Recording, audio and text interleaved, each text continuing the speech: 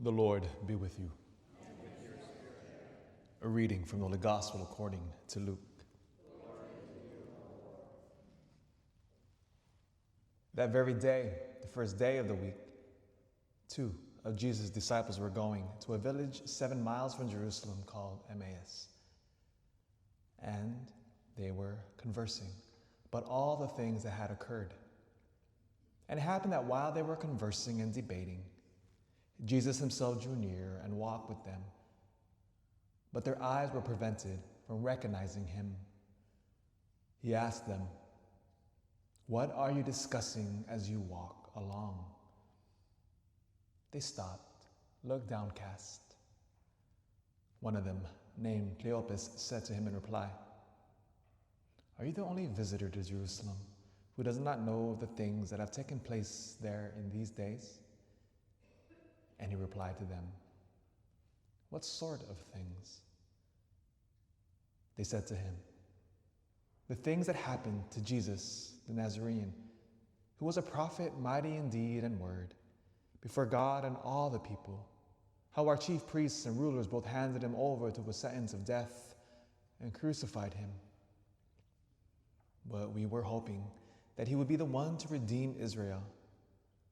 And besides all this, it is now the 3rd day since this took place. Some women from our group, however, have astounded us. They were at the tomb early in the morning and did not find his body. They came back and reported that they had indeed seen a vision of angels who announced that he was alive. Then some of those with us went to the tomb and found things just as the women had described, but him they did not see."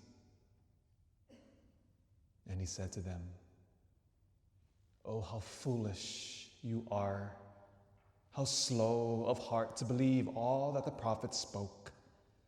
Was it not necessary that the Christ should suffer these things and enter into his glory?" Then, beginning with Moses and all the prophets, he interpreted to them what referred to him in all of the scriptures. As they approached the village to which they were going, he gave the impression that he was going on farther. But they urged him, "Stay with us, for it is nearly evening and the day is almost over." So he went in to stay with them.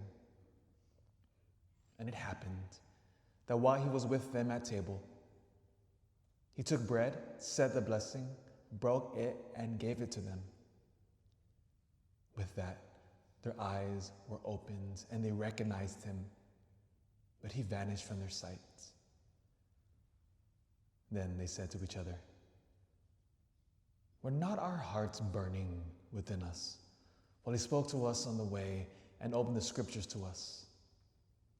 So they set out at once and returned to Jerusalem, where they found gathered together the 11 and those with them who were saying, "The Lord has truly been raised and has appeared to Simon." Then the 2 recounted what had taken place on the way and how he was made known to them in the breaking of the bread. The Gospel of the Lord.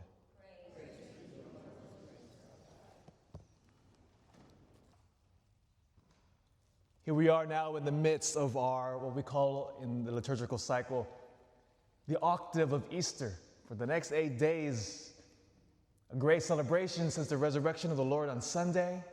Again, the beauty of Catholicism, we underscore and we focus on the pivotal events of our Lord's life. All the rest of the world, this Sunday is a single day, and then they move on to whatever next thing. Not us, we linger.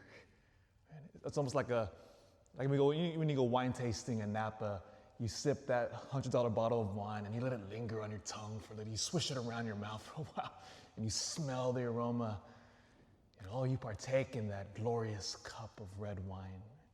Same thing with Catholicism. We meditate on pivotal events.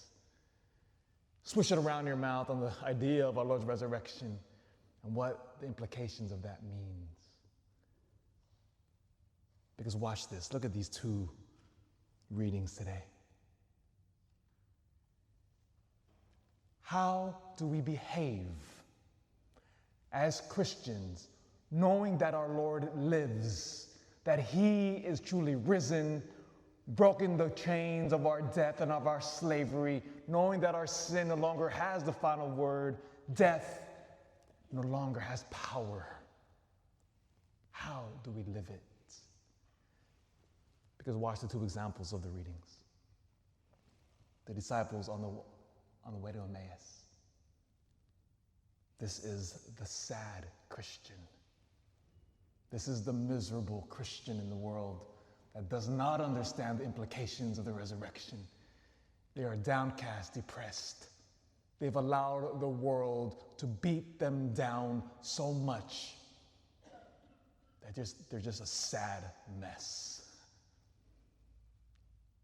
And the Lord, of course, is with them.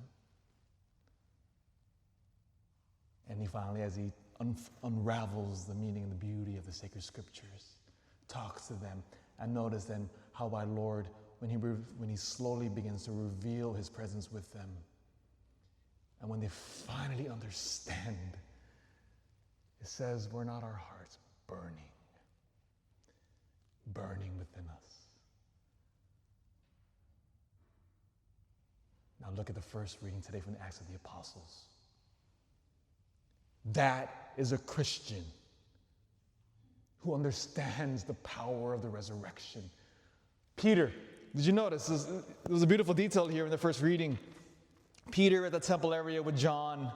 It said that when they saw that poor man begging, Peter says, "Look at me."